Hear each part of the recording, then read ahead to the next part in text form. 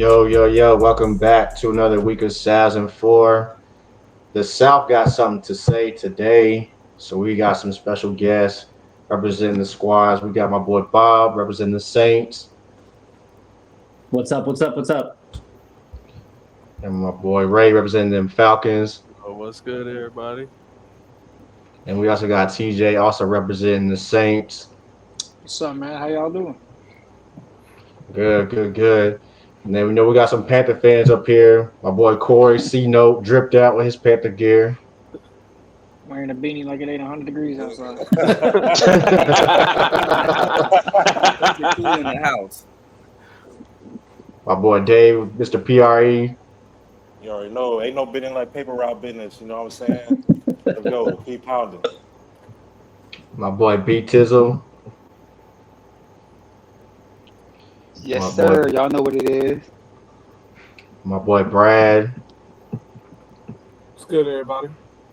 And Mr. Neutral himself, Dre. Everybody, what's going on? Yes, sir. So before we get to the NFC South and what we really came here to do, we gotta get through the AFC South. I mean, this division, I don't know, man. Like Jacksonville, they won the division last year by default, in my opinion. That last game, Tennessee had what Josh Dobbs at quarterback. Um, Yep. Ryan Tannehill's healthy again. Um, they got Malik Willis, they got Will Levis. So, I mean, Tennessee season can go a lot of different ways depending on how things go for them. But I think, not teams, people are kind of sleeping on Tennessee. Tennessee's kind of owned this division for a while. I know Jacksonville is like the trendy team at the moment, but, Tennessee was banged up, especially, when Tannehill went down. And yet they still almost won the division. So, Houston ain't really much to talk about there unless you're talking about CJ Stroud. The Colts, I mean, Anthony Richardson brings some excitement, but Jonathan Taylor situation, they haven't been able to find a trade partner for Jonathan Taylor. Um, who knows what direction that team is going in? I mean, I don't really expect much from Indy. So, fellas, Dave, we'll start with you. What do you think about the AFC South?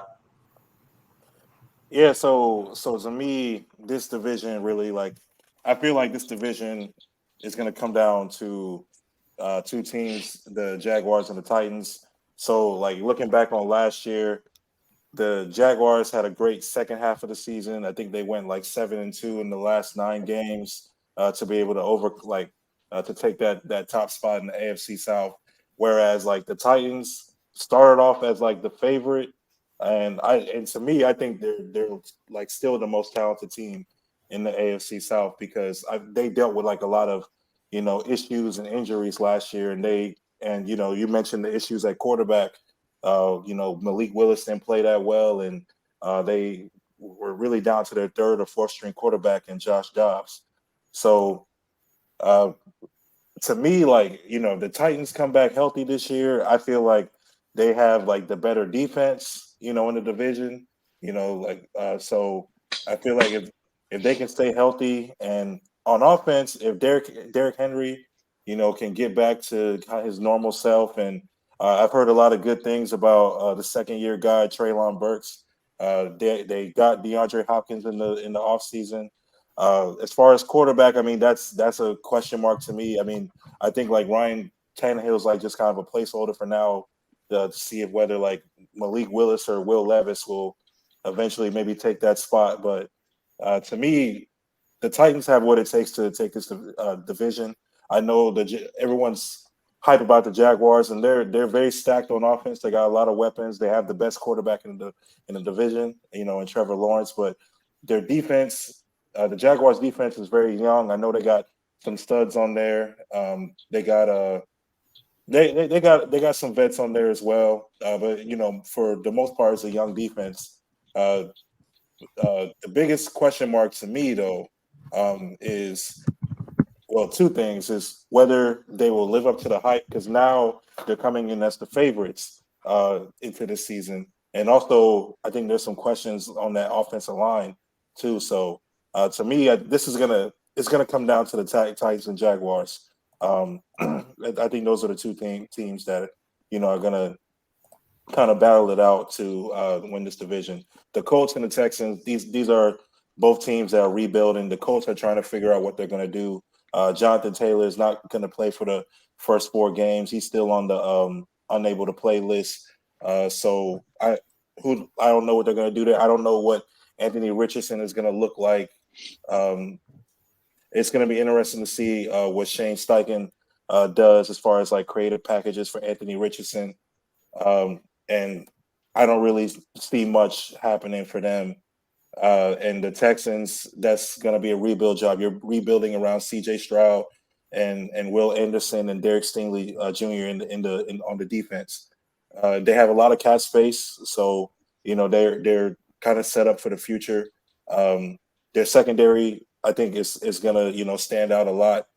And yeah, I think Colts and Texans are just going to be just kind of in rebuilding phases this year, but it's really going to come down to the Titans and Jaguars.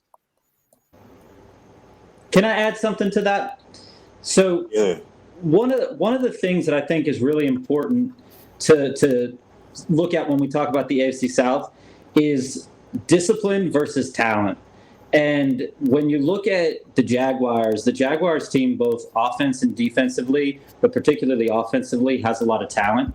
And when we look at the Titans, it's really hard to find what piece other than Derrick Henry is going to shine in any given game offensively. But when we saw the Jaguars early in the season last year, they were pretty undisciplined on defense. And they were aggressive.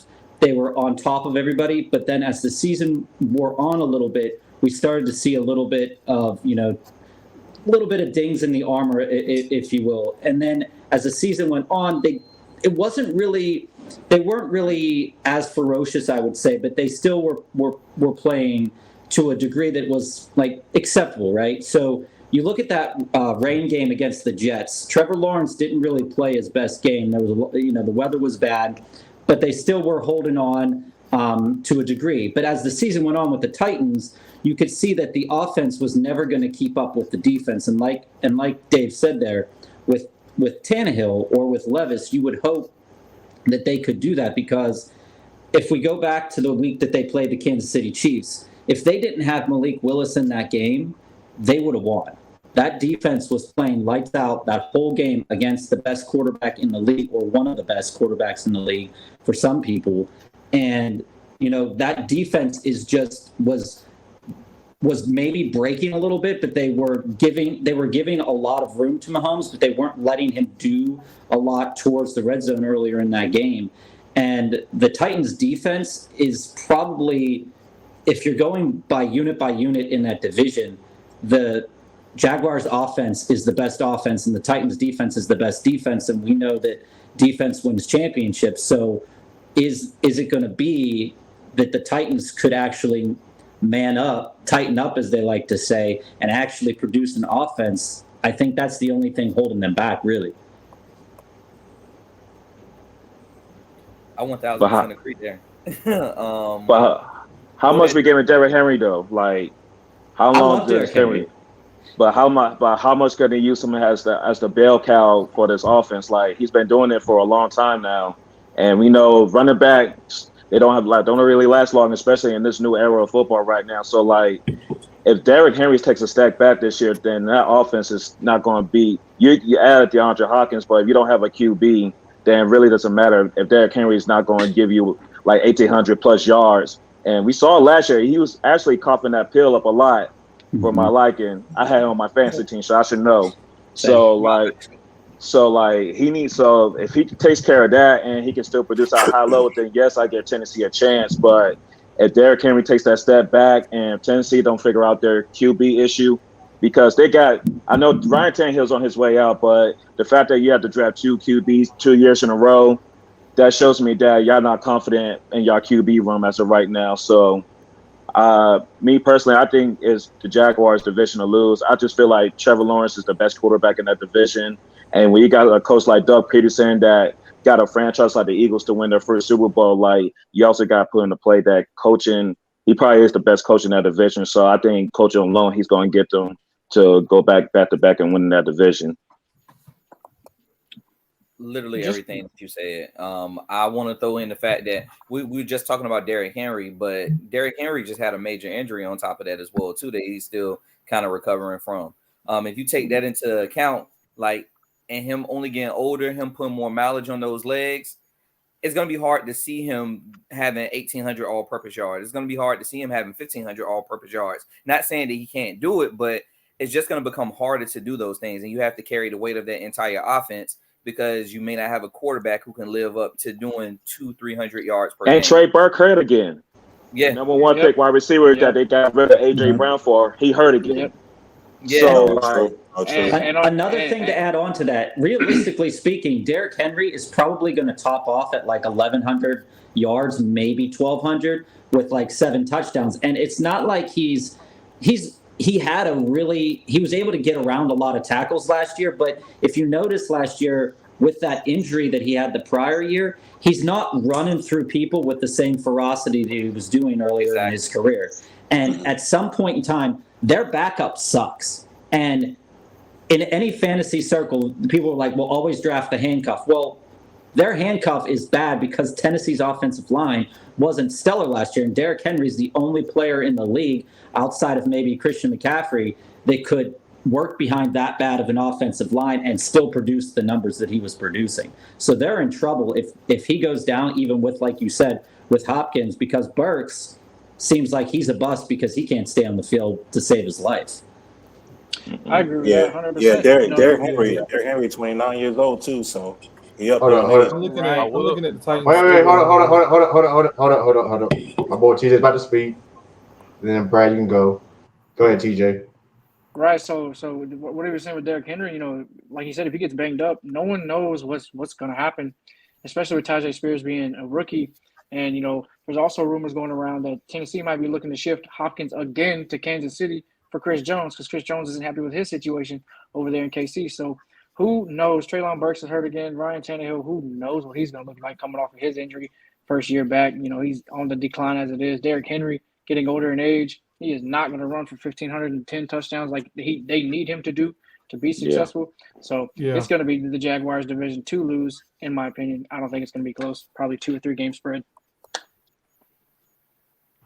Right. Yeah, I'm sitting over here. I'm looking at the Titans' first 5 games, and I only realistically see one win. They got at New Orleans, they got Chargers after that, at Browns, Cincinnati, and then at the Colts week 5. And then after that, week 6, that's the win. They don't win to week 5. Week 6, you got Baltimore. So you're realistically looking going into week 6 with one win. At what time, if you're Tennessee, do you just go ahead and pull the plug and say, okay, look, Tannehill's washed. Drake May. Looking at Drake May. You're looking at Drake May, Caleb Williams sweepstakes at that point. Like you're going to realistically look like week 7, you're going to be 1-5, and you have a bye week. At that point, the ownership has to look and be like, all right, we're not going to win the division. Can we go ahead and just start tanking for the draft? Because after that, you got Atlanta, you got at my Steelers, you got at Tampa Bay, at Jacksonville going into week 11. Realistically, they're not beating the Steelers. I don't think Atlanta is a toss-up, but I don't know that being at home in Tennessee, I might give them the edge. And then at Tampa, that could be a toss-up because I don't know what Tampa Bay is really throwing out there. But then after that, you go at Jacksonville. We already know week 12 is the dub because they're playing the Panthers. They might win at the Colts. Week 14, they're at Miami. That's a loss. They'll beat the Texans. They're going to end up with about maybe 6 wins. You're going to have to start thinking about making business decisions if you're the Titans. With everything going around, with the way the running back position is now, how much longer is Derrick Henry going to hold up going into his 30s? And what do you do with Tannehill? I think Tannehill's washed, in my personal opinion. You've got to move on, but you're clearly not satisfied with Willis. You're not clearly satisfied with Levis. Otherwise, Levis would have beat Willis for the backup job, which he hasn't done to my knowledge. So what do? Are you looking at, as Drake just said, are you looking at a Drake May sweepstakes? Are you looking to go back into the draft for a 3rd consecutive year to try to find the guy? At this point, you probably lost options. So now you're just looking at a rebuild. You're looking at a complete blow it up, start over. And I think that's why I think the sexy pick has become Jacksonville, because they're realistically looking at Tennessee is what direction are you really going to head after this season if you can't get out the gate with at least 3 wins. And I don't see it happening looking at your current schedule. All right, true.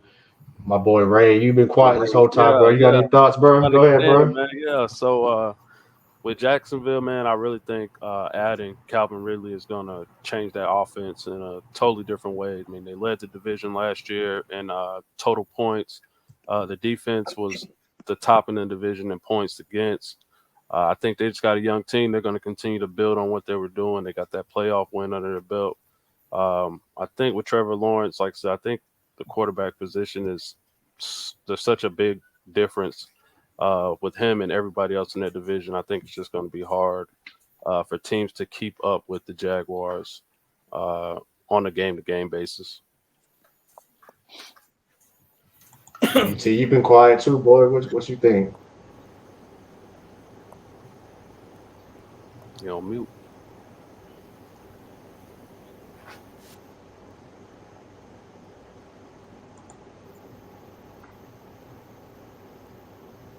Hold on 1 second. All right.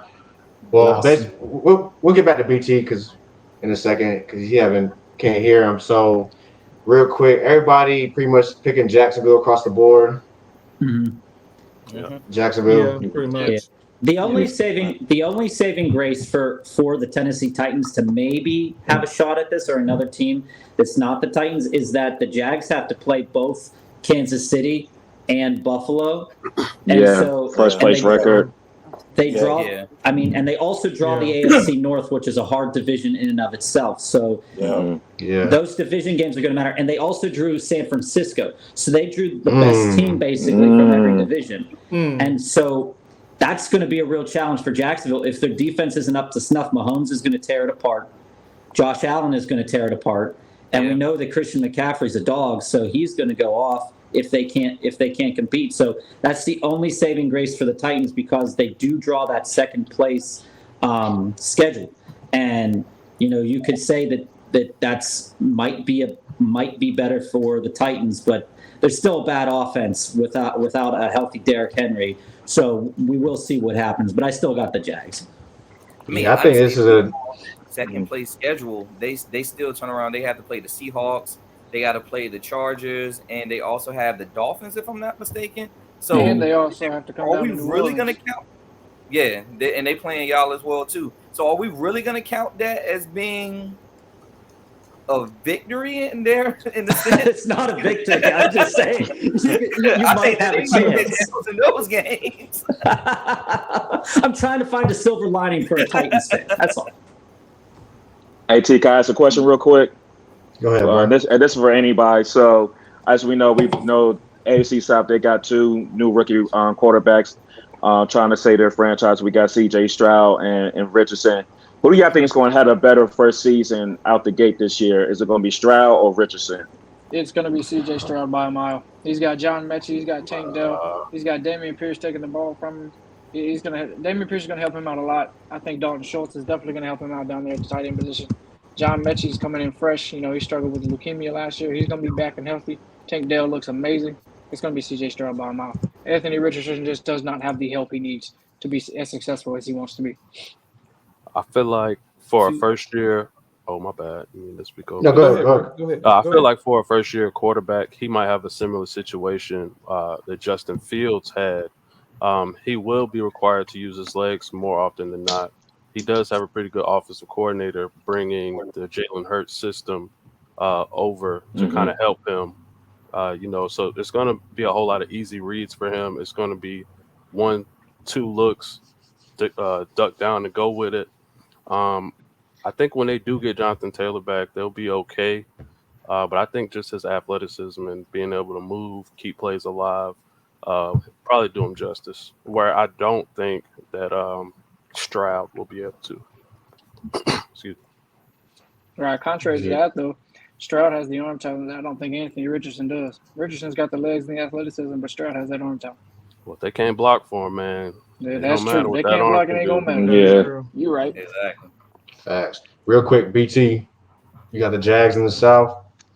Can y'all hear me? Yeah, you Yeah, good, yes, homie. sir. Yeah. All right, bet. Yeah, I got the Jaguars, man. I don't got nothing else to say. We can get to the next topic. And I think CJ might have a better year.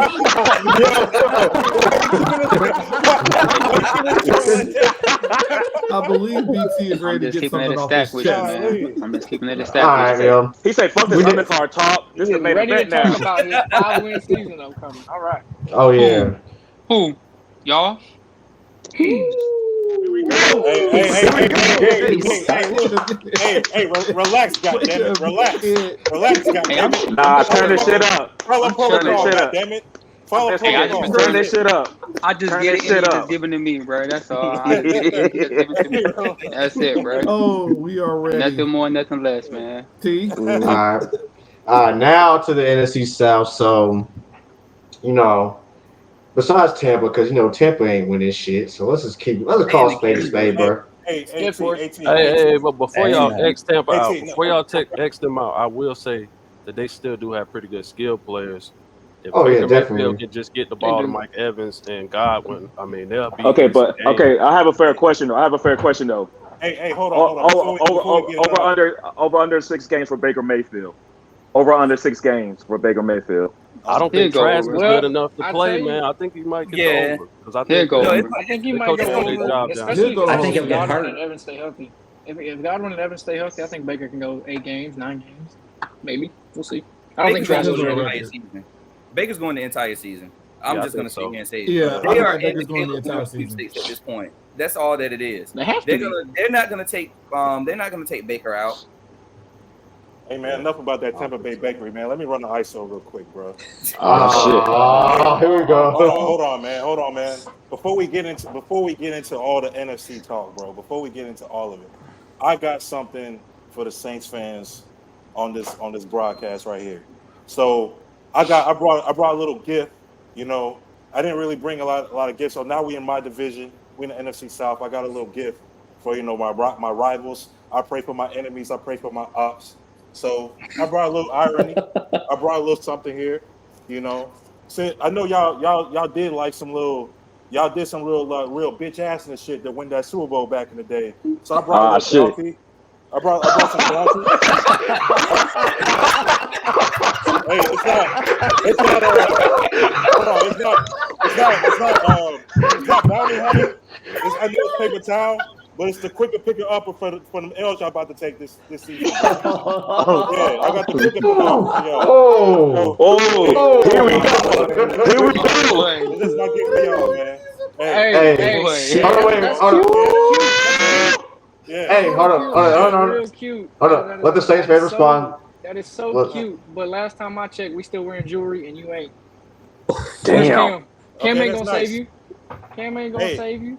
Hey, And Drew Brees ain't saving y'all y'all either. And Drew Brees ain't saving y'all Drew Brees either. got us the Super Bowl. Or Sean Payton. I'd rather be ringless in a bitch ass franchise. That's what I'd rather be. Damn. Hey, I mean, the only thing I gotta say Hey, is I'm just saying, bro. a tainted I'm ring just is saying, something. bro.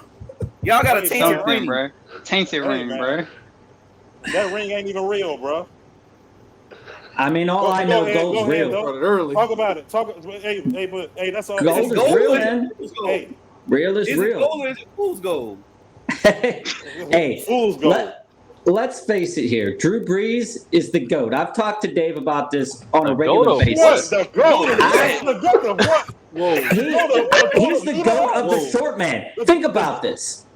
He is one of the best quarterbacks to ever be short, and he has the records to prove it. If you want to look at it, and any Panthers fan and any Saints fan will tell you this, Drew Brees brought something to that franchise that we haven't had in such a long time, right? And so when you take Drew Brees out of the equation, we have been floundering in mediocrity. Even with winning seasons, it hasn't been the same electricity down in New Orleans, right? And when I say the GOAT, you look at New England. New England's Tom Brady, all right, whatever. All right, records galore, but those Super Bowls are tainted too. All right? Those Super Bowls are completely tainted. But if you look at Drew Brees, he's got the talent, he's got the records to prove it. And as far as I'm concerned, and Dave can say it again because I say it to him all the time, He's the GOAT for me. No questions asked. Okay, Tom hold up. Brady's number 2. Hold up. Wait. Hold up. I'm the mod. Hold on. I got a question to the Saints fans before we move on to the future for the present.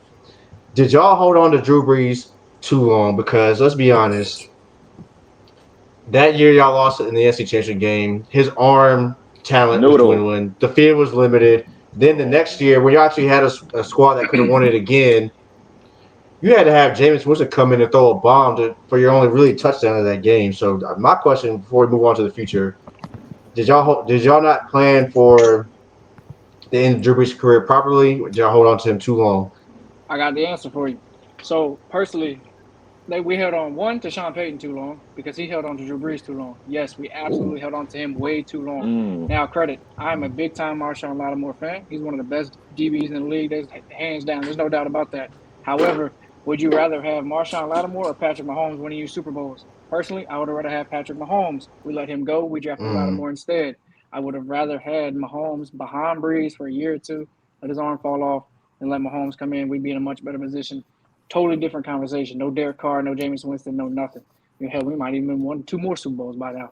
But, that's a story for another day. So to answer your question, absolutely, we let him stick around for way too long. Way too long. And I completely agree with that. It was a shame to watch him that season because you could just see that the life was just gradually getting sucked out of the team and sucked out of the fan base. And Sean Payton is going to go down as a legend in New Orleans. Drew Brees is going to go down as a legend in New Orleans. But TJ's absolutely right. That having him on the team longer, and this is the same thing that you could also say about Brady up in New England. Keeping them for such a long time, you run the risk of losing out on talent that, your quarterback's in the twilight of the career. I mean, Brad, you're a Steelers fan, so you can say the same. You can probably speak a little bit to this too, because I live in Pittsburgh. Going from Roethlisberger to Pickett, when you go from somebody you've had for 100 years, it feels like, to somebody new, that transition is very jarring. And the Saints, quite honestly, didn't have a plan. It felt like at all.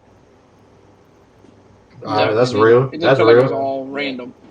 Yeah. All right, Ray, you the Falcons fan, man. Chime in, bro. When you lose a Hall of Fame quarterback, I mean, you're gonna go down. I mean, that's basically what's happened. Y'all been down since you lost him. I don't think Derek Carr is the answer at all. But I mean, I guess we'll see how that flows for y'all. But I do have a similar thing with Matt Ryan because we kept him too long. We kept the offensive regime too long. We kept repaying those guys, kept resetting the market, giving them more money. When we lost that Super Bowl, we should have blown it up. But we held on to people, and it kind of suffered. The franchise kind of suffered. But I think this year we're going to be on the way back up because we're going to make some noise this year. Hey, but Ray, let me ask you this question, though, because I feel like so with all the pieces you guys have, I like Bijan Robinson a lot. I hate that he went to y'all, but I feel like he's going to be the offensive rookie of the year.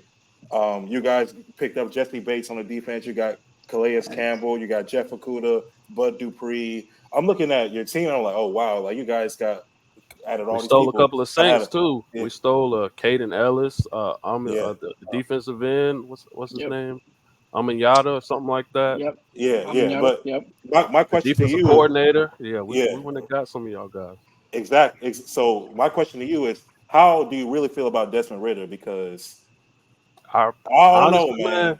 Honestly, man, I feel like people hating on Desmond Ridder because he really has not had the opportunity to play. I feel like when we drafted him at a value pick in the 3rd round. I think Arthur Smith had his mind made that he was going to play Marcus Mariota as long as he played him because he had ties to him from Tennessee.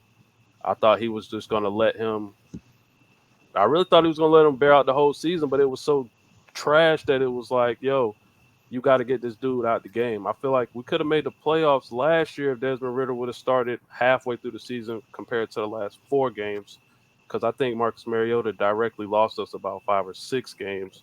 Just like the ball in his hand, the last possession, turnover, fumble, doing some throwing the ball, laying on the ground, like I mean, Oh yeah, crazy stuff. that quarterback show. Make sure to show I'm all about to say, that. So Yeah. we all saw that with the quarterback. I mean, We all that- witnessed Slow that. down a lot. and I heard he's been stinking it up as the backup in Philly. So I mean, Hey, I'm I was worried glad for the to boy have him for a out of the minute. building. I'm glad to have Worried Marcus for the Mariota boy. out of the building. I think Desmond Ridder. I just think he just needs the chance. I don't think that they're going to ask him to go be Patrick Mahomes. We're going to have a solid run game. They're going to do a lot of play actions. We got a lot of big body receivers, so accuracy, which they say he struggles with, will not necessarily be something that is highlighted. When you got big guys like Drake London, 6'4", Kyle Pitts, 6'4", I think we went and got Mac Hollins, another big guy. We got big catch radius receivers, so I think that it'll be a lot of jump balls. It'll be a lot of stuff like that this year. I just hope this newfound defense can. We spend a lot of money on this defense, and I just hope they can hold up because it's been trash ever since I've been a Falcons fan. The defense has always been the crutch. Hey Ray, can I ask you a quick question real quick? Because I always want to ask this to a Falcons fan. Cal Pitts. We gotta talk about this. So I drafted him number 4 overall in that draft. Yep. Yeah. And well, you still have Jamar Chase, premier wide receiver. We saw him go off in that championship game pretty much the whole year at LSU. How do you feel about the decision to draft Cal Pitts that high when there was other playmakers or other needs for y'all on that board, and y'all drafted a tight end as the number 4 overall pick? I'm not mad at the pick because honestly, if you watch the way the Falcons play ball, it's the reason why Calvin Ridley couldn't stay in Atlanta. A smaller wide receiver is probably not something that's going to sync well in our offense because we require wide receivers to go across the middle, take those hits. Mm-hmm. And I think Calvin Ridley quit on the team because Arthur Smith was asking him to do that. So a smaller wide receiver didn't faze me. I was kind of, surprised at the Pitts deal. I think Pitts was really brought in to help Matt Ryan that last year, which he got 1,000 yards as a rookie tight end. So he did come in to help Matt Ryan. It just didn't look how they thought it was going to look. So now I think we're really in a make it or break a year with Pitts, where it's like, you're going to ball out this year. We're going to have to decide to pay you, or we could really, be seeing Pitts get traded at the end of this season or in the middle of the season if it starts to go bad. Because I don't think that we're in a situation where we're going to want to pay him unless he's, looking like the next Travis Kelce out there. Right. Yeah, real quick. So I got a question for the Saints fans. One, do y'all have faith in Dennis Allen? A lot of people were critical of him, especially last year. The way he handled James Winston's injury. James Winston got hurt in the first game of the season, fractured in his back. Clearly wasn't right week 2 and week 3, against the Panthers. He was out for the season, but some people felt like he stuck with Andy Dalton too long when James got healthy because, the year before, James had like 14 touchdowns and only like 2 or 3 interceptions before, he got injured. So a lot of fans are critical about that and just been critical of Dennis Allen in general. So how do y'all feel about Dennis Allen as a head coach? So personally, for myself, I'm not a big fan. There's a lot of things, and I'm gonna kind of mix this in with how I feel about Miami's coach. Where when it comes to player safety, you really have to be aware and cognizant of the fact of the health of who you want to be your talent on the field, particularly your signal caller. And what the coach down in Miami was doing with Tua last year was really blowing my mind, sticking him back in the game after having all those concussions. And knowing when you have your big arm, talented quarterback, whether he's going to be on a 30 for 30 for his 30 touchdowns, 30 interceptions year, who knows? But the fact that he was their best chance to win because he could push the ball downfield. And that's one of the things that we saw wasn't happening a lot last year for the Saints was Andy Dalton came in, and while he threw, not too many interceptions, below 10, but he'd only threw 14 touchdowns. And pushing the ball downfield is one of those things where you have, with the way this division was constructed, you have a lot of teams that are decently talented at the run game at some point in the season last year and the season before that. And the thing that was really rough for the Saints was when they were getting into these games that were so close, they couldn't really put the nail in the coffin on anybody. Last year, there were 8 games towards the end of the season. They let the team score below 20, and they still lost 3 of them. That shouldn't really happen if you have an offense that can push the ball down the field. And they were struggling. Andy Dalton was struggling to complete like 5-yard throws, 7-yard throws. And it was really tough to watch, particularly the Arizona Cardinals game, where Arizona is a trash team. It's like a poverty franchise at this point in time. And it was that bad. And you looked at it and you're like, well, is this team going to get any better? And the coaching, outside of them going out and getting Joe Woods and the defensive coordinators getting replaced, you're going to see the same. I feel you're going to see the same kind of team with a modest upgrade at quarterback. And TJ can speak on this a little bit too, but I'm just not a fan of Derek Carr.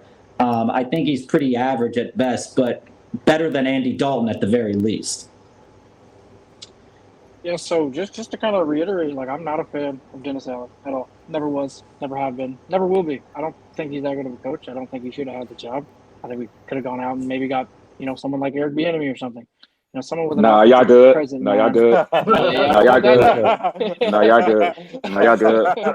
He good where he at. He good where he at. He good where he at. Everybody want Eric, man. Everybody want Eric, bro.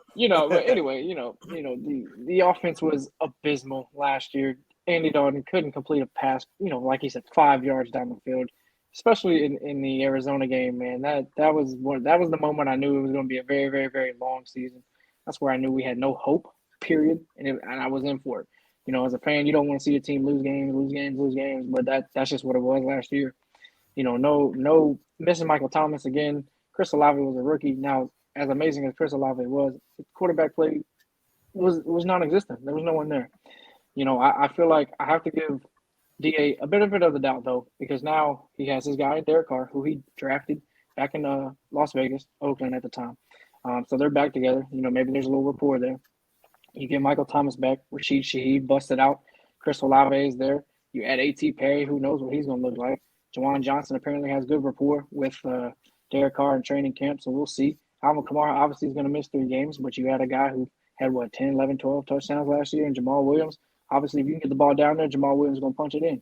And, with Miller being banged up, we'll see if we'll see him early on in the year. If not, we're going to see what happens. That defense is going to keep teams from scoring. And they're going to hold them to 25, 20 points a game. The defense has been good for several years at this point, one of the best in the league.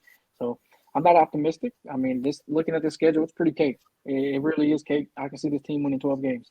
I can. And as astonishing as that would be. Absolutely. Here's the thing. They have the NFC South has basically the easiest stretch of any single teams in the NFL. It's the Saints, the Falcons, the Colts, the Panthers, and then the Niners. But here's the thing that's going to be the test for the Saints, realistically, in my opinion, as a fan here.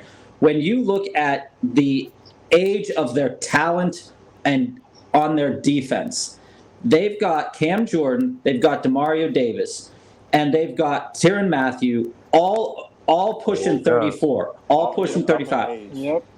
And the depth that they have at those positions, going ahead and keeping that talent over the young talent that they could have kept is really going to, if that talent gets hurt. Now, Demario Davis and Cam Jordan have only missed 3 games in their entire 23-year careers together.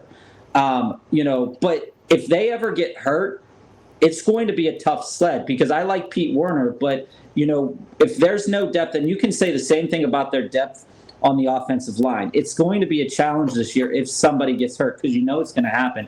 But more so in terms of the run defense, they were a great pass defense, but they were trash against the run, and they were trash against getting turnovers. And so if Desmond Ridder or if Bryce Young or if anybody else who's playing quarterback for Tampa is, if the Saints are going to win 12 games, they've got to get turnovers and they've got to commit less turnovers. And if they can swing that pendulum from being one of the worst teams in terms of turnover margin to one of the best teams, they could easily win 12 games. Absolutely. I see realistically they're probably a 9-10 win team. I don't expect more than that, but I can definitely see, 12 win, especially if they, like you said, swing the pendulum over. I don't think, like we said, Tampa's not going to contend in this division. I mean, it's really a toss-up for second and third, but on paper, with who the talent is, the talent on paper, it's New Orleans' division to lose. Now, I think it's going to be a little more interesting than that, but, we'll see. So, TJ, We'll see. Hey, look, TJ, are you counting this week 2 win in those wins? Are you counting that week 2 win as a dub? I just want to get that out of the way right now. Yeah, y'all coming to the bank. Oh, that's a dub. Y'all coming to the bank. I just want to know That's how a y'all dub. got faith in Derek Carr, who just had Devontae Adams and Josh Jacobs. Exactly, and man. got Yeah, big. thank you. Exactly. I Stidham. wanted to make that point, man. And then y'all came and because- overpaid him. And y'all think he gonna save y'all? Like, I don't get it. I don't get it. Man, I'm not Derek talking Carr Super Bowl had- by yeah. any means, but in That's this your division quarterback where the is. schedule is so soft and the division is so weak, I mean, it should be a division win for New Orleans. It should be. Your quarterback Now, is whether it weak, will though. be, we'll see. It's time to tell. That's Dennis Allen's call. Amen. But I'm not But a see- in that either. All these But teams here, were 7 Ray, and I 10 gotta. last year. All these teams were 7 and 10 last year. And Here's- that's true. here's- On top of that, here's Las the thing, Vegas' Ray. coaching staff is terrible. Out of all of the teams in the division, if you're going to look at the catalog of work of any one team or any one player, even though Derek Carr is not the best, and yes, you overpaid for him like by a mile, he's produced more than Ritter in his career. Is he played as good more. as Bryce Young? He has played more, but what I I'm mean, saying, Ritter's only played 4 games. You compare him to a guy that's played like 8 years. but what I'm Just 4 saying though is sometimes that veteran presence could get you 2 or 3 more wins. Man, he got So paid if they're for 7 and 10, they could easily get to 10. Man, y'all just overpaid for West Coast Kirk Cousins. Let's just keep it a buck. Let's just keep it a buck, bro. Let's just keep it a buck. Hey, BT, bro. BT, you got that look in your eye, bro. Come in, bro. Hey, yo. My dog said 12 wins, bro. Like, where you see 12 wins at, bro? Like, y'all not We winning can 12 run down the games, I bro. gotta look at this schedule. I need to look at this schedule. Y'all not winning 12. I Y'all not already beating looked us at twice, not first winning of all. 10. Titans, So, Not At 9 Green and 10, Bay, yeah, sure. Tampa, 9 or at 12. the we can Patriots. start this season 6-0. Hell Look at the no. schedule. Hell oh, I didn't Oh, even no. schedule talking about Titans. no We're going to 6-0. beat Carolina and Carolina. That's what You Titans tripping at now, Carolina, at Packers. Panthers, speak up. They talking now. It's y'all time to This dude- shine. the It's toughest charge. one on there is New Cap, England and bruh. New England. They ain't that good. All right. See, I don't though. think y'all that I'm pulling good up the though, schedule man. right now. Y'all, Hey. y'all See, still though. 7 and 10 See, team. We this all man know talking what about we these did. I think Hey, Andy Dalton man. might have been playing better than Derek Carr was playing at any point in the season last year. That's what I'm saying. Like, for real. I mean, Andy Dalton was kind of balling for the Saints. I don't know Bro. why y'all put in Taysom Hill. Y'all Derek- limited your passing game. Bro, Let's get Jameis those back Winston to never coaching been and the not answer. believing in DA, Derek bro. Carr- DA is Derek terrible. Carr had- I don't adore him at all. No, I think That's he's who going to your go coach back to is, Derek this Carr though, man. That's who had you arguably got. the best receiver in Right. football. He had the leading NFL rusher. He had 2 other wide Got receivers that benched. were very pretty good Tight receivers, ends. and still couldn't Yeah. sniff the playoffs, bro. All right. Here you go, I Dave. don't give a damn about the defense. Here's the wins. Okay? I want to hear Tennessee. this. Tennessee, that's a win. I think at Carolina, they're probably going to lose at Carolina. Oh. Green Bay, they're going to win. Tampa, they're going to win. New England, they're going to win. Houston, they're going to win. Jacksonville, they're probably going to lose. Indianapolis, they're going to win. Chicago, they're going to win. Minnesota, that's a toss-up. I think they lose that game. First game against the Falcons, I think they win. Detroit, I think they have a good chance in that game as well. They match up pretty well with that team. Oh. Carolina, the second game, I think the Saints win the second game. The Giants, I think they beat the Giants. The Rams, I think they beat the Rams. Tampa, they beat the Rams. No, I'm not even gonna let you do that. And I'm then not even Atlanta. gonna. Think about it. That's 12. When the last time the Saints won the That's 12 right there. Hey, It's split are marching in on some division. bullshit. Think about it. Think about The it. Saints are marching in on some bullshit, boy. Hey, bro, y'all Only thing I heard was I hate Dennis Allen, I hate Derek Carr, I hate this. That's all the I can hate it, and they still be good than the Rams. They're still better than the The Rams Rams. are not that good. Oh, y'all lost. All right, there you go. No. Hold on, wait. No. It wasn't the Rams game. It was the Giants game. Y'all forget the Giants were a playoff team. Giants were a playoff team. Yeah. Exactly. I'm not Detroit. And they just picked up Playoff Isaiah team. Simmons. Man, all right. Some of the wins, man. You gotta count. You count So the now Lions you as ready? a win. Now I want to hear Carolina. Yeah, count the Lions as a win. That's bold. I want to hear Carolina. That's real bold. What you got? Yeah, let's talk Let's about see Hey, what let's you go, guys bro. got. Let's What talk kind about- of I ain't gonna lie, we're utility gonna you smack guys y'all got? like this. That's what I want to see. Hey, let's Let's talk go. about Carolina, man. We're gonna smack Let's y'all. talk I'm about just Carolina. sit Let's talk about here. Let's see. Hold on, what hold on. happens. Talk. to hear the shit they spew this time. Good lord. Hold on, Ray, what what did you say, bro? the same thing you was just doing though? I said Because we're you gonna big smack y'all cap. Falcons up. Big cap. I said Falcons will smack y'all Panthers up like we always do. Oh, man. All-time period record, I think we Hey, put some money on 35-21. Hey, I put mean, some like money y'all, on Brian I like Burns this is team. stupid. I'll be in Atlanta week 1. I mean, I don't know where y'all gonna be, but I'll be That's there. gonna be an L And I'll too. be You gonna watching go y'all home get sad. smacked up. You crazy? You going home sad. Crazy, You're man. going home Y'all That's what you very trash. doing. sad, buddy. That's what you doing, Y'all son. really You going trash. home sad, buddy. son. Go home sad, Y'all buddy. really trash, yo. Come That's on, what man. you doing, son. You Y'all trash, y'all. Y'all trash. You Look, niggas y'all love gonna to be at the come on here bottom and down there with embarrass Baker yourself, bro. Mayfield in the Bucks. Nah. It's really gonna be the Saints and the Falcons, and y'all just battling for last. Straight What? up. It should be. It Y'all should be the battling Saints to go and the get the Falcons. boy from Oh, Ohio State. Y'all need to man. fire Hey, look, y'all hey, gonna look, go get hey, the boy look. from Ohio State. Bruh, y'all really brought on these Hey, delusional look, behind Yes. jokes, bruh. hey, we play a Never Bank of gonna get America. Bryce Young Open up killed that out there, fucking man. checking account. Put some money on it, bro. I put Hey, whatever bruh. money on it. Put- Y'all I really don't brought on these want. delusional behind Hey, jokes. hey, I love it. hey, like What? Quavo said, I what's the love it. price? I What's the love it. Hey, price? bruh. Hey, we can Like, talk off look, air. you see what the fuck I got On the on the real paper? though. What's the price? What's the price? Talk your shit, Talk bro. off air. I want to know the price. Hey, bro.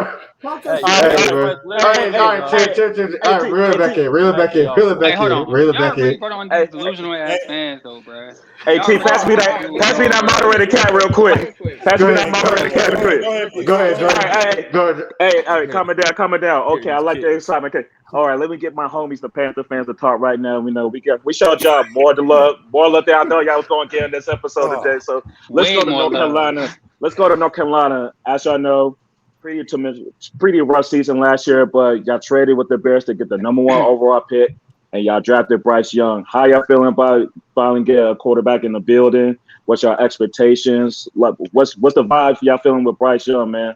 So I can start with UT. How y'all feeling about Bryce Young and what the Panthers' future looking like going forward? Real talk. I'm not worried about Bryce Young. I'm more worried about what's around him. Yep. Just to be honest, from what I've seen, like I haven't seen receivers getting much separation in the preseason. I was at the Jets game, and a couple series he played, man, it wasn't good. Then we saw what happened against the Giants, and I mean the offense looked better the third preseason game, but like real talk, like this receiving group, I don't know, man. Like you bring in Chark, you bring in Thielen, we draft Mingo, but I know that our offense was very vanilla, but that's still not an excuse not to create much separation. Offensive line at times was bad. I know Coleman's out for the first 4 games of the year. That's going to be a big loss early in the season, but we have to run the football to help Bryce Younger, because I mean he's going to get tested week 1. Like Atlanta's defense is solid. Like I can't even sit here and cap.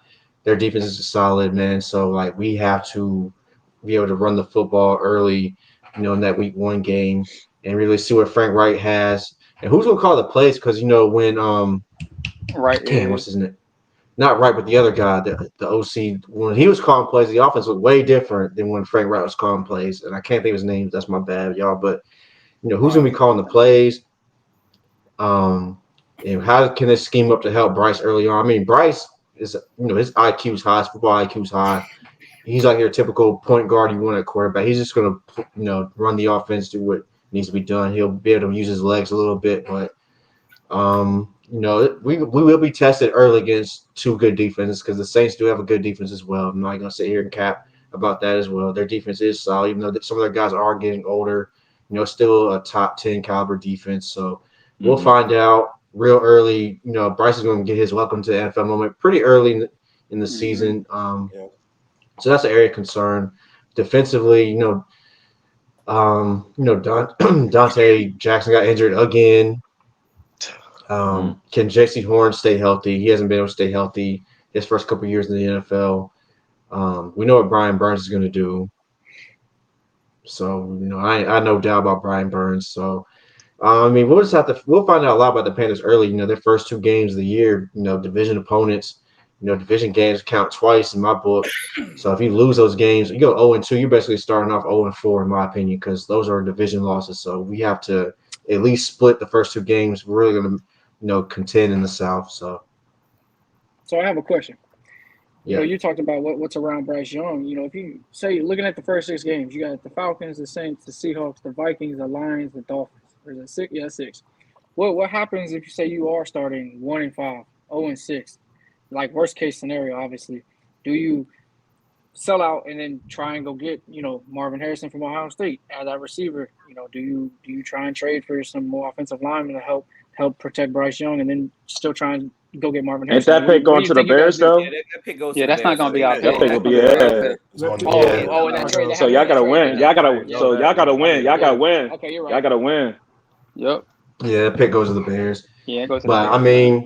I think to answer the question though, you have a new coach. You don't want to necessarily have like a losing culture. So like my thing is like, yeah, Bryce, you drafted number 1 for a reason, man. He's got to go through the fire this year. Hopefully when Coleman comes back, the offensive line gets better.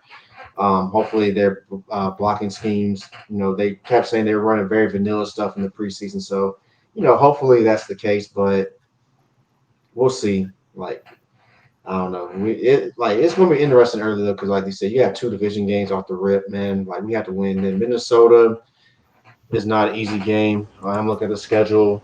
At Seattle, that's not an easy game either. And then at Detroit and at Miami, like the first 6 weeks, very tough. And then we have after that, like we have Houston, we have Indy, at Chicago, so possibly a chance to make up some ground. Dallas, at Tennessee, who knows what Tennessee's going to be, and then at Tampa, and then we have an interesting stretch to end the season. So at New Orleans, that's always a tough place to play. Then we have the Falcons at home.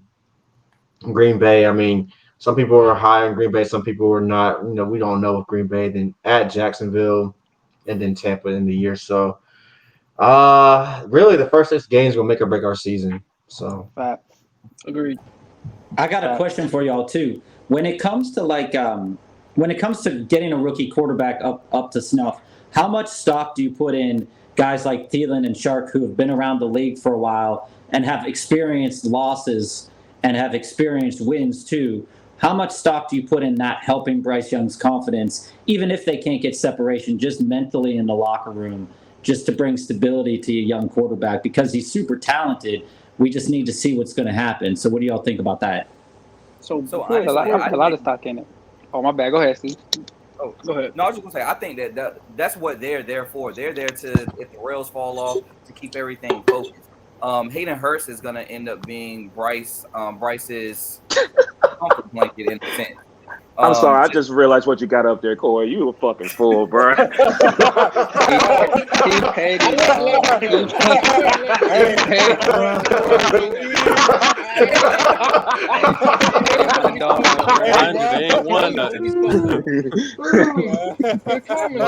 Let me tell you, karma's beautiful.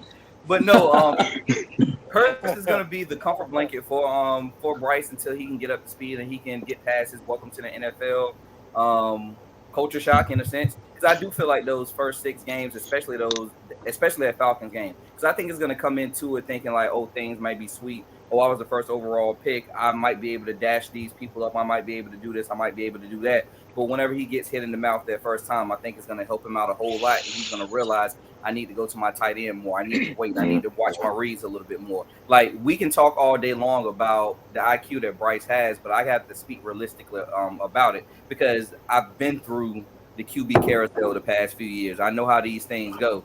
It's going to look really difficult, and he's going to need some help to guide him in a sense. And I think that the coaching staff that they put around him is going to help him out a lot as well too, because you have honestly over close to 100, if not over 100 years of coaching experience in a Jim Caldwell, in a Frank Wright, and then you have Brown as the OC, and oh my God, QB coach. You talking about McCown? Yeah, McCown. I couldn't think of his name.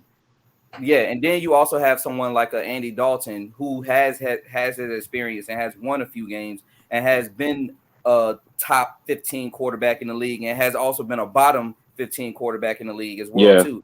So you have a lot of experience that can actually help him through those growing pains, and also if we go through a losing streak of 2 or 3 games at the same time. So I'm confident in what we have. Like, realistically, do I see us winning the division? It's a toss-up. If we get on the road, we possibly could, but it will only be because of defense, to be completely honest. And it's going to be Bryce carrying a couple games here. I'm glad you brought that up, because I actually want to ask this question to BT, because I know you've been a fan of Horn since y'all drafted him. And, you know, it could have been, you actually could have got a quarterback and somebody like Justin Fields, because he fell in the draft or anything. We know he has an injury history, but I know you being an LSU fan, you know, you're looking forward to that matchup with Jets and everything. So what do you expect from Horn this season? If he can finally stay healthy and play majority of the games this season, what's his upside looking like for this season? Horn got top 5 talent, cornerback talent, bro. Like, the numbers, that's not me just talking, bro. That's the numbers. Look at the numbers. Right. He got top 5 talent. My only concern with Horn, and I seen him do it against LSU in 2020. He shut Chase, not Chase, but Terence Marshall down, and he shut Eric Gibbert down at LSU a couple of years ago. He just got to stay healthy, bro. That's the biggest thing with me and JC Horn. If he just stay healthy, I have no issues with him. Of course, I wanted Fields. You know, all Panther fans wanted Fields back in the day when they could have drafted him. But I was cool with the Horn pick, because you need a cornerback that can lock down these receivers. And if Horn stay healthy, he top 5 talent. Period. Yeah, I feel that. Like, he is a beast when he on the field, for sure. I have a question for all he's what Sauce Gardner is now. He was what Sauce Gardner was supposed to be.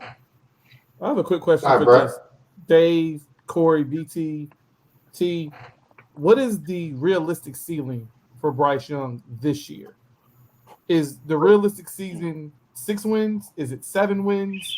Is it just staying healthy? What is the realistic expectations of a season for Bryce and let me Young pick it back year? off there after they answer that, guys. I have a question after that, so let them answer this one first. Real quick. Hold on, real quick. So we'll answer the question. Then Ray, I know you said want to say something. Then Dre, we'll let you go.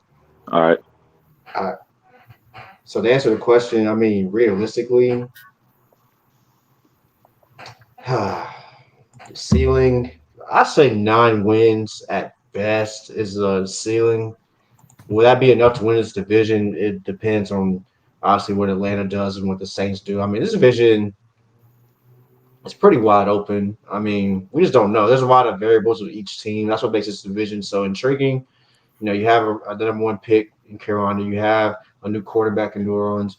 You have elite running back coming into Atlanta. So, I mean, there's a lot of change in the division with some of the staffs and coaching and everything, quarterbacks, all that. So this division is wide open. I mean, ceiling, like absolute best, I say 9. You know, if you get lucky, you never know if injuries, maybe 10, but I think that's the ceiling. Like the absolute highest ceiling is 10 wins. Possibly. Yeah, I agree. I agree with T. I think wins-wise, the ceiling for me is 9. I said 9 at the beginning when we was first talking about predictions or whatever. I said 9. If he can get to 10, I'd be pleasantly surprised. I think as far as like yards or touchdowns, I'd say like 20 touchdowns is probably his ceiling, and probably 3,000 yards. Yeah, so I feel the same way. Ceiling like around like 9 wins. I mean, looking through the schedule, like if things kind of just went our way a little bit, like kind of here and there, I was gonna say like 10, but I think the ceiling, like kind of realistically, is just a winning record at 9-8. I just have like two major concerns, like with the offensive line and our depth on certain parts of the defense. I know like we have like a lot of great players, like we have Derek Brown and Jeremy Chin, and I know with Brian Byrne and we were talking about J.C. Horn earlier, so I know what they're gonna do, but like I just feel like we don't have enough depth at certain positions because last season, even with our division being so sorry as it was, or as it still is, we had a chance to we were like a game away from making the playoffs.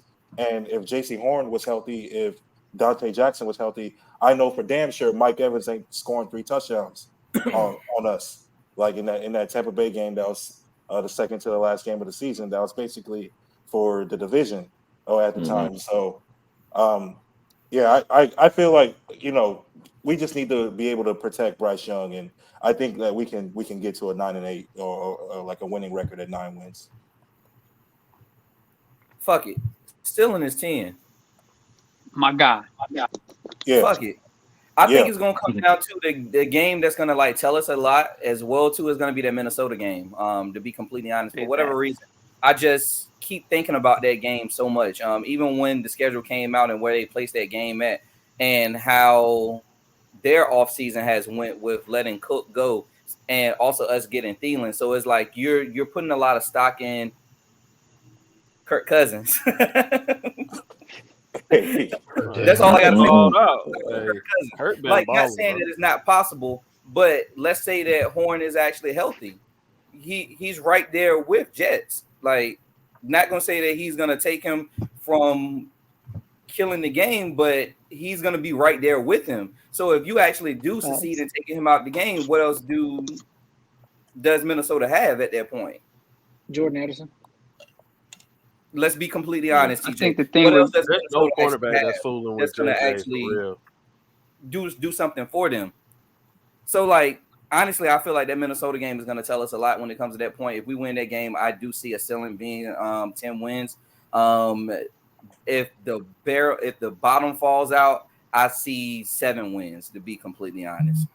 Because the middle of the pack of the season is going to help us out a whole lot when we get that run against the Colts, the Texans, the Bears. That's going to help us out if we start falling. Just to be completely honest. All right, Ray. I know you wanted to ask something, so you can go ahead, and then we'll let Dre ask the question. For the Panthers fans, really, it's not even about your quarterback. It's really how sold are y'all on this coach, Frank Reich, versus who you had, because it seems like the players are playing for your coach that they let go versus Frank Reich, who was he was thinking up to join in Indy, honestly. I mean, he got fired in the middle of the season. He got fired in the middle of the season, bro. Was this his quarterback thinking? I mean, was it his quarterback though? Was it his quarterback? Matt Ryan was thinking up the joint. Was it his quarterback though? Listen. It wasn't his owner. Go ahead. Hey, let him go. Let him talk. I'm gonna let him go. Go ahead and go. Before you get to Matt Ryan, he had quarterbacks before that he was thinking up the joint with. He was thinking it up with Carson Wentz. He stunk it up with Phillip Rivers.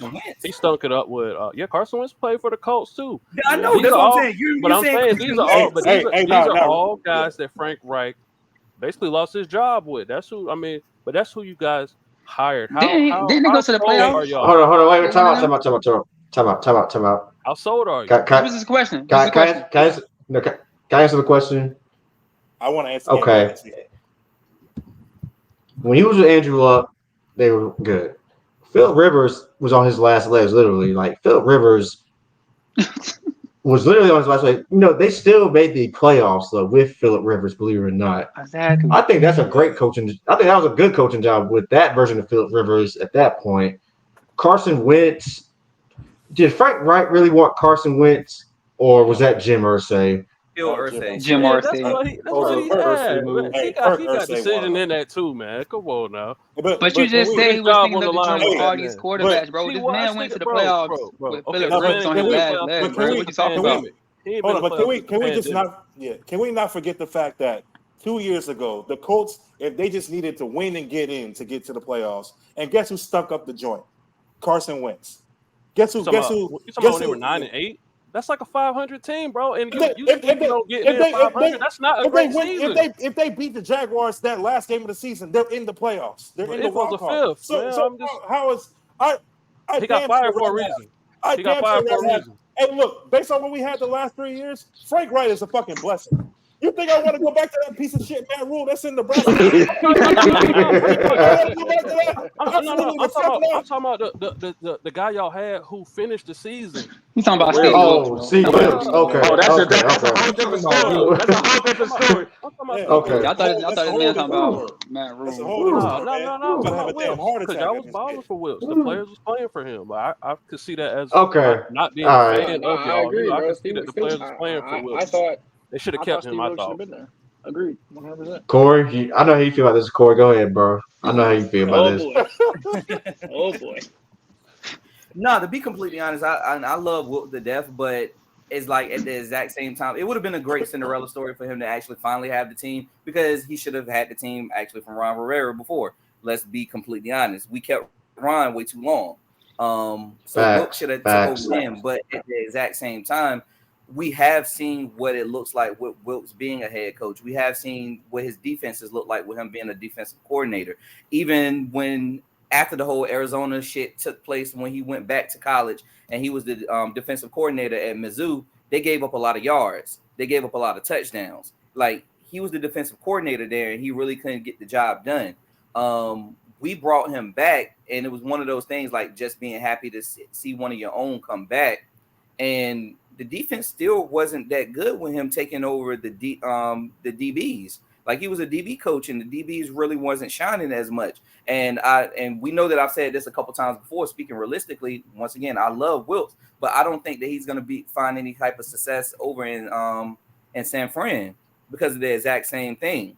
Like he's going to give up a lot of yards in the air. He's going to give up a lot of touchdowns in the air because I don't know if it's his old school style of the way that the DBs play or just if it's his coaching in general. It just doesn't translate over onto the field. Now, is he a coach of men? Yes. He can coach you up and he can make you want to run through a wall for him no matter what.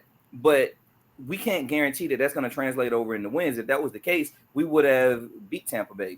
And we would have. Now, to be fair, though, I think the defense would have look much different if Horn was healthy. Yeah. To be fair. No, to be fair, yes, it would have looked a whole lot different. But once again, that's just Horn. Like we can't sit here and say that one player is going to change a lot for us. No point. That's a fair point, but I mean the players Wilkes did change the culture, you know, in the middle of the season because we had a losing culture of Matt Rule. Like we all know what was going on, man. Talking about it took Jay-Z 7 years, man. Like, come on, bro. Like, this is the NFL. NFL means not for long. Come on, man. You have a 3-year plan when you start, bro. Like, 7 years. Like, everybody has a 3-year plan when they start coaching, man.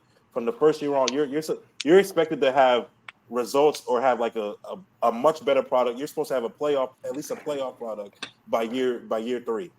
And I think, like, even like for the Falcons, I think like your head coach is in like the third year. Yes. And what was interesting, Yeah, exactly. Like in your last preseason game, I heard Arthur Blank talking about, like coaches in year 3. Like now we're like in year 3 of the plan. Like that's how it's supposed to be. It's not for long. Like you have to win now, pretty much. Yeah. Yeah, and I got a question about Frank Reich actually too. When you look at Frank Reich's coming over at the same time that Bryce Young's coming over, right? So now you have a quarterback tied to a coach, like Roethlisberger was tied to Tomlin. So you have a lot of if this goes wrong and it goes wrong catastrophically bad, who's the scapegoat here?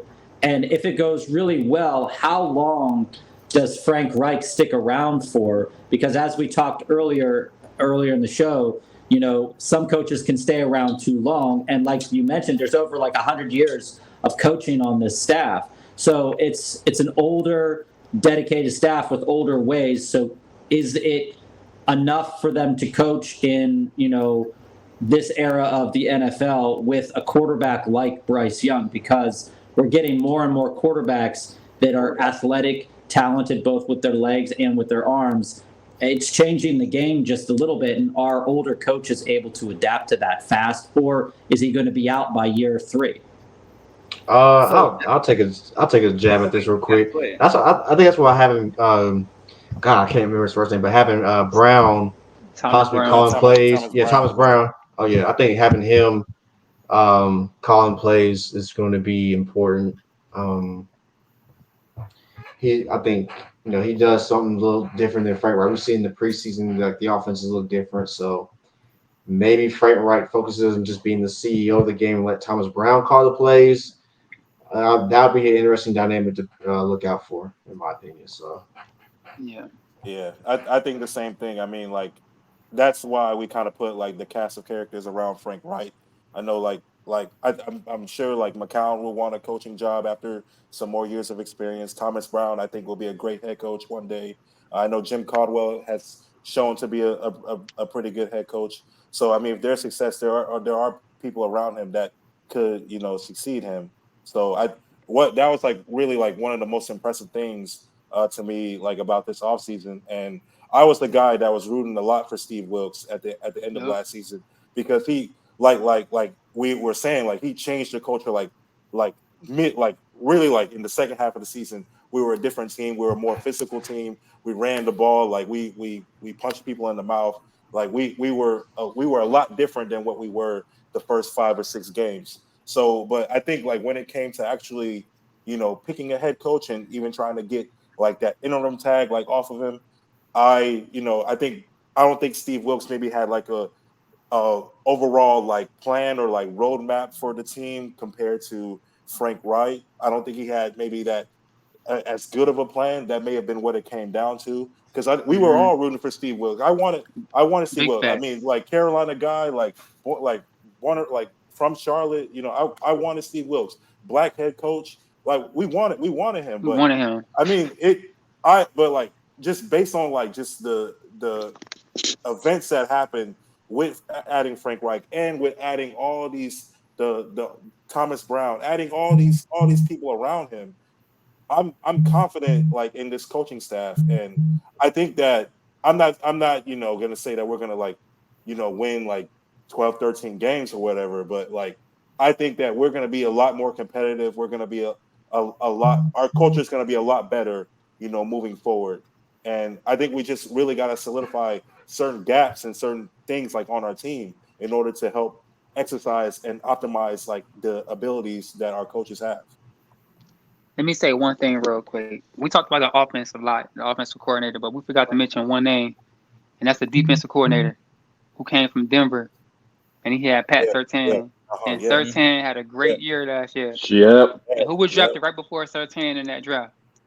J.C. Horn. We forget to mention the D coordinator. So I think he's going to have a big year for us, too. And he was up for head coaching jobs as well. It's another coach that we've been failing to mention, Deuce Staley. Exactly. Highly about Deuce Staley. I feel like y'all have a good coaching staff. Yeah. Speaking of Deuce Staley, though, he's going to be what we lost in Wilkes. That's what he's going to bring, to be completely honest. Like, he's already captivated the media just by having his media press, his press conferences and stuff. They love him. So I feel like he's what's going to bring a lot of the energy, and plus he's the associate head coach on top of that, the assistant head coach. So even if it comes down to it, Wright isn't looking okay, or this is then the other, and we also was just talking about having a younger offensive staff and younger offensive coaches and different things of that sort. That's why you got McCown. That's why you got Thomas Brown. That's why you have a Deuce Staley as well too. They're more just now getting into coaching, so their eyes are a little bit different when it comes to how the game should be led and how the game should be coached, opposed to having more of your old school staff of a Frank Wright and of a Jim Caldwell. Mm-hmm. Yeah, and I want to add on to that too. It's a question and a comment at the same time. So Deuce Staley brought the best out of Detroit's running game, a running game that really hasn't been seen in. You could have put up a missing poster on a milk carton because it's never existed since we've been alive, basically since Barry Sanders. And so my comment is, do you think that I love Miles Sanders, so and I'm curious about that 1-2 punch because everybody here who's been talking about the Panthers said we need to get that running game. We need to get that running game. We need to get that running game. Miles Sanders, from my experience with Philadelphia, hasn't really shouldered 100% of the full load for a season. So no, he hasn't. When it comes to the running game, Donta Foreman looked like a beast at the end of last year, but he's gone. Yeah. So you've got Chuba, who's never really produced much, and Miles Sanders. Are you guys confident that is good enough against a defense like the Saints? Is it good enough to beat teams like the Steelers? Like, is this going to be something that's sustainable, or are they going to have to go out and get more running game help within the next couple of years, or even within the season? I think we got Raheem Blackshear too, who I think can take some of that Chuba load as well. So yeah, from an outside perspective, I'm kind of a fan of Miles Sanders myself, and I'm actually a fan of Chuba too. I think Chuba's been electric, in his backup role when he needed to fill in. When CMC was hurt, and Donta Foreman maybe not there or whatever. I think Chuba's been good. I think there can be a pretty good 1-2 punch out of maybe a 60-65 to 35, 60-40 split, maybe in favor of Miles Sanders. So maybe a little more if Sanders is really producing like he did last year. He had a pretty good year behind that big old line in Philly. But, I think realistically, it pains me to say this, but in a couple of years, if things go right, especially with Bryce Young, if he turns out to be what he was in Alabama, and Frank Reich, can kind of adapt to this newer kind of style of game, maybe not bring some of that old school stuff, I think the Panthers can be a force to be reckoned with for a couple of years and just a year or two. Realistically, I mean, they're a couple receivers away, maybe some old linemen away, but other than that, if Miles Sanders, they got him on a 3 or 4 year contract, he turns out to be what he was in Philly. I mean, they're gonna be pretty dangerous. Because Bryce Young is the truth. He is super smart. He's super humble, and I think he's gonna be a really, really, really good quarterback. He may not be like Patrick Mahomes or nothing like that, but I think he's gonna win them a lot of games with the defense that is young, and Brian Burns and J.C. Horn are gonna lead that way. Our window opens in about 3 years, to be completely honest. If everything goes right, that's when our window opens. Our window closes after 6 years. Like, we don't have much and I think it could open as early as 2. I think so too. Like, as far as as far as contending, as far as like being an NFC contender, I think so in like 2 years. Yeah, because NFC is not strong right now. No, it's not. And so you make another aggressive move, and you happen to somehow snag another top pick, maybe sell your soul, later 5, 6 years, 7 years down the road to start competing, and you do go get Marvin Harrison, or you do go get another wide receiver to tag along with Adam Thielen, who's getting old and is going to be outdated in a couple of years. By the time that window starts, you guys get some weapons around Bryce Young, be aggressive with it. It could be a problem. And we have time to ask one question.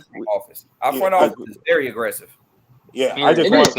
Yeah, before we move, I just want to add 2 things. Like, one, I wanted to mention Ejiro Evero. That's our defensive coordinator who came from the Broncos. And this division is very interesting to me because I think with us, like, and the Saints and the Falcons, we all have like similar like kind of trajectories as far as like when we could possibly be like NFC contenders, which is why this is like going to be like so competitive this year and moving forward. So we're really like we're competing with y'all because like to be honest with you, like one of my favorite players in the in football is Derek Carr, and not really like all because of like his play, but because like he's just such a leader of men and all the bullshit they had to deal with. He's a great person the Raiders. Too.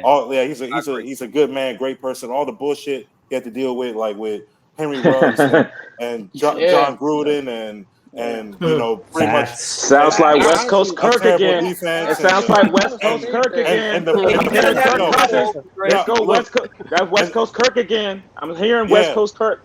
That's Kirk Cousins all over again. He's a great man. He's a great man, but is he going to get you the dub when it matters? Yeah, no. Always the bridesmaid, never the bride. No, that's what it comes down to.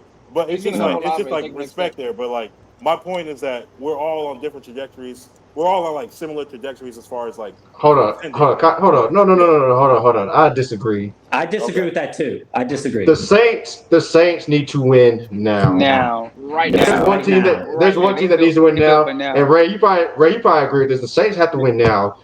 Yeah. Their cap situation. On top of that, Cam Jordan's agent, Mario Davis is agent, Alvin Kamara is agent. Who knows how long he'll be there? The Honey Badger, that's my guy too. But Honey Badger is agent. They're all 34, 35 years old. The Saints' time to win is now. I mean, it's go time. Hey man, that's why they paid Derek Carr what they did. Some of y'all best players came to Atlanta, so I appreciate it. Atlanta is from now. And I think from now until probably like their windows from like now until like year 4 of whatever Desmond Ridder decides to do here. But Carolina, like you guys were saying, are realistically in a window where upcoming, within from year 2 to year 6, you could start seeing them dominate that division again. Because Tampa, we haven't talked about Tampa at all. We just are in agreement that this is probably going to be a shit show. Yeah, we don't need to. But no need to talk about that. Are they ever going to have a window? Probably not. So hashtag Caleb Williams in Tampa. Look, I don't think they'll be that bad. I really say this. There's nothing Caleb Williams. I'll say this about the Bucs, man. This is what I say about the Bucs. Really, like, why would I have any type of like expectation or any type of like, what I want to see out of Baker Mayfield? I know what I'm going to get out of that sucker. I know what I'm going to get out of him. Like I seen him with two of the like best receivers in football, and Jarvis Landry. Well, at that time with Jarvis Landry and Odell Beckham Jr. And what did he do? He didn't run game. Surprise. He didn't do nothing. And he had Nick Chubb. Nick Chubb. And what exactly did he do with that? And then he's coming to Tampa Bay with less. And then I understand, like I respect the defense they have there. Like I mean, they have their skill players, but their defense going to trend down. Their defense going to trend down. It is going to trend down. I mean, and their offensive line is terrible. They're kind of in a similar situation because like they have a lot of guys that are up there in age, like Shaquille Barrett, Levante David. They're probably going to let Deion Jones go, and I know they have like some young players in the secondary too. But like, what exactly is there to talk about the Bucs as far as expectations? Because we know we're going to get out of Baker Mayfield. Well, they have. I think they have about 5, 6 wins, maybe. Yeah, all they got is some popsicle jerseys. I don't think absolutely. I think if we're being honest, in the NFC South, if we look at like last year and the years before that, we might all finish about the same record, a game or two difference from the team that actually wins it. The team that wins it, I don't think is winning more than 10 games. Honestly, I think 10 games will win the division, and everybody else will fall in line. You might be 9-8, you might be 8-9, 7-10 again. I think it'll be one of those type years. To be completely honest, the way that the NFC is looking in a whole, all three of us might end up making the playoffs. That's just no. about No. You got too much dip in your shit. Too much dip in your shit. Got too much dip. I really trust in the Cowboys. No, you said 3 teams. You said 3 teams from the South was going to the playoffs. 3 teams from the South. That's stretching. That's 3 teams from the South. Okay. No. I can see. Okay. So Corey, so follow back on your point, right? No, I don't think not exactly like 3 teams, but I feel like this could be like a year where all of us are like either like competing for like that one spot that's going to come out to NFC South. But like as far as trajectories, like the Saints are much older, they need to win now. But I feel like we're kind of like in the middle there, and then like the Falcons have kind of a longer leash because of like how young they are. But yeah, I mean, I think we're going to beat each other up. And we're not gonna, like the winner of this division may end up having 9 wins. So yeah, it's gonna be interesting because there's a lot of this is like the most uncertain division in football right now. I agree. Oh, so real quick to wrap it. Go ahead. I was about to say one thing about Desmond Ridder. I will say I like Desmond Ridder, but I would say he's got a year leash. If he don't ball out, he will not be back. I mean, he'll be back, but he'll be the backup. Like he will not be the starter next year. We got a lot of cap space. We might go try to get Kyler Murray. I mean, it's no telling. I agree. If he doesn't ball out, he will not be back. Yeah, I will agree with that. He's got a short leash. All right, real quick to kind of wrap this up because we've been going at it for a while. So, Ray, I'll let you start. You're the Falcons fan, so what will be a successful season for the Atlanta Falcons? Like, what will define a successful season for the Falcons? And then we'll go to the Saints fans, and then the Panthers fans will wrap it up. Honestly, with year 3 with Arthur Smith, it's really he's getting that make the playoffs, or we need to start looking in other directions. Um, this is the first year that he doesn't have the cap constraints that he kind of got the job with having the Matt Ryan contract, the dead cap with Julio Jones and Matt Ryan. This is the first season. I know next year we got a lot of cap space as well, but I think that he needs to make a significant stride. They need to look like a playoff team, or we need to be looking for a new head coach. All right, TJ and then Bob. Or So for us, we've had a roster all around where you can put together a quarterback here, maybe a piece there, and you're a playoff team and you win the division. Hell, you might even be going to a Super Bowl with a certain quarterback. I think for DA, he has to get this team. I think he has to win the division. If he doesn't win the division with the schedule he has, the talent he has on his roster, and the lack of strength of rosters per se in the NFC South with how wide open it is, I think it's a failure of a season, and he's got to go. I know we're talking about 3-year leashes with coaches. This is year 2. I've already seen enough in year 1. He has to win the division, put a little life in New Orleans, bring that spark back to New Orleans, and that's where I think it has to be, or it's a complete failure of a season, and he's got to go somewhere else. Yeah, personally, for this season, what I want to see, what I think would be a success, is if the guys that they drafted on the defensive line actually turn out to be the next big thing. And when you look at it, New Orleans needs to restock their player pool because, like TJ said, it's old. It's in the waning twilight, like we were talking about. And Carr has a 4-year contract. I don't believe that he's going to stay all 4 years. So it's playoffs, and I think in order for it to be called a successful season, you've got to either win that wild card or your first playoff game, and got to show that, hey, this is a team that can compete. And especially speaking about the younger talent on the team, I want to see more out of them, and I want to see them be the pieces that get you to the next level. Not Michael Thomas, but Chris Olave. I want to see not Kamara. I want to see Kendre Miller. I want to see guys that are going to take the Saints to the next level because, like we said, it's now or a very long time from now because Atlanta and Carolina are on the come up. You got to have Olave, Miller, Shaheed. You got to have all those guys kind of explode, kind of help lead that offense because we don't know if we're going to see Michael Thomas for 3 games or 13 games or 17 games. You just don't know. I highly doubt it's 17. It may not even be more than 10. But, like you said, the defense is getting older. We've had a window since 2017 till now, well, really till about 2 years ago, where we could have won a Super Bowl or 2, with the right pieces. So I agree. Hey, you have to get in the playoffs. You have to win a game. You have to show you can compete. If you show that you're just this lackluster team again like you were last year, it's going to be a long, long next 4 to 5 years. All right, Corey, what about the Panthers? Successful year for them. Like, not even speaking on a wins-loss thing. It's just pretty much how can they overcome how the season is going to go, because I'm expecting Bryce to actually have those growing pains as being a rookie. I'm expecting a few games. Well, I'm expecting it to be a losing streak of maybe 2 or 3 games.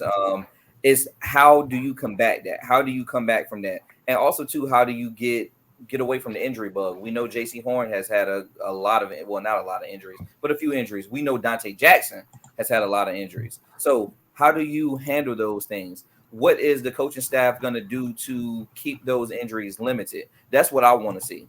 So long as they can actually keep those things under par, I feel like we're going to trend up no matter what. BC?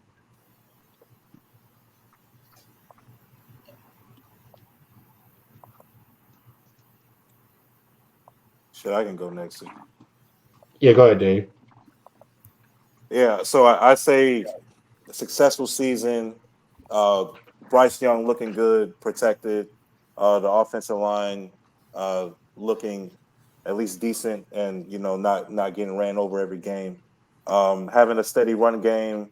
I think Miles Sanders is going to ball out. I just hope that I don't expect him to be like the every down guy. I'm hoping that Chuba and Blackshear and just getting some running back help for him. A successful season, is I think it comes down to staying healthy, because I know on defense, like especially with our cornerbacks, we need to stay healthy. Like I need healthy seasons from J.C. Horn and Dante Jackson. I need for them to play like, you know, most, if not all, the season. So I think like health, Bryce Young, he doesn't. I mean, like he can look. He doesn't have to be like Patrick Mahomes, but I mean, just he can. If he had a year like, or at least like made plays like, you know, like a Justin Fields did, or just look good and have the offensive line be protected. Just and also like competitiveness, like for the Panthers. Like if we're, you know, in games and able to, you know, close out most of those games, that makes a successful season for me. All right, Yeah, BT, I you agree. there? Yeah, I'm here. I agree with all y'all said, man. I think a successful season is health, getting better. I mean, we won 7 games last year, so I think at least win 9 games, successful season to me. And just like Bryce getting better throughout the season, and the defense showing up as well. So that's a successful season for me. I'm not really saying they got to win the division for it to be a success. I want them to win the division, but winning 9 games is a successful season for me. Brad? I think it's successful season for Carolina really boils down to just making sure we keep Bryce Young healthy.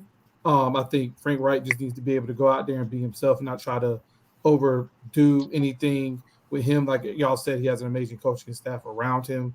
I want to see something out of the running backs, and I want to see that offensive line improve and continue to gel and just give Bryce Young protection he needs. Yeah, right around 8 or 9 games, I think it's a great mark for Bryce Young early on in his career. He's going to go through growing pains. He's going to throw interceptions here or there, but I think he's just getting in there and winning those games, those tough ones on the road, maybe a tough one at home, and giving them that confidence going into year 2 would be great. I'm not saying they win the division. I really want them to win the division, but if they win 8 or 9 games, they'll be right there because this division is wide open. To me, it's wide open. All right. Well, that's it, man. You know, it's fun. It got a little testy at times, but, you know, I felt like overall, you know, it wasn't too contentious. You know, I appreciate, you know, TJ, Bob, and Ray coming on, adding their insights. Yeah, appreciate And y'all. we're definitely, Thanks for having you us. know, No problem, man. Yeah, Check appreciate back y'all. in when we smacking y'all boys, you know. I'm Coming down to Charlotte. boy. I'm coming down to Charlotte. I see you paper route 100 shots. I need to get you down in Charlotte. Hey, I mean, all right. We'll be down there. Hey, look, man. Hey, Dolph didn't get shot with those 100 shots, so I'm gonna put out an album if you try to come at me.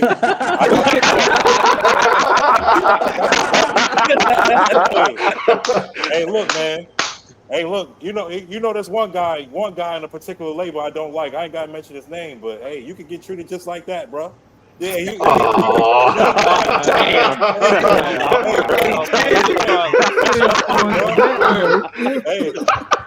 bro. I'm right here, dog. Hey, What Big Chris say? Hey, I'm out in public. Hey, I like, yo, like I'm out here. Chained up and ganged up, bro. Chained up and ganged up. 4 eyes and got 4 eyes and clapping thighs, man. That's what. Yeah. hey, man. Hey, wow, Hey, boy. Hey, I'm wilding, man. Hey, bro. Yeah, man. Hey, end the show, bro. Before I say. Yeah, bro. Hey, man. We got bets on the line. We got bars being dropped, man. It's been a good episode, man. Until next week, we're gonna recap this college football. Because speaking of bets, I'm taking BT's $50 on Sunday. Bro, I'm taking your money, boy. I'm taking The your week money, of the boy. game. Damn. Hey, you can cash out me a Zelle, whatever, bro. You can give me the cash when I see you. BT said he got We gonna options. see. Hey, BT said, I "What's got the options, price?" Oh What's shit! the Yeah, auto payment. price? Shoot. Bye, y'all. This is Savs and 4, and we out.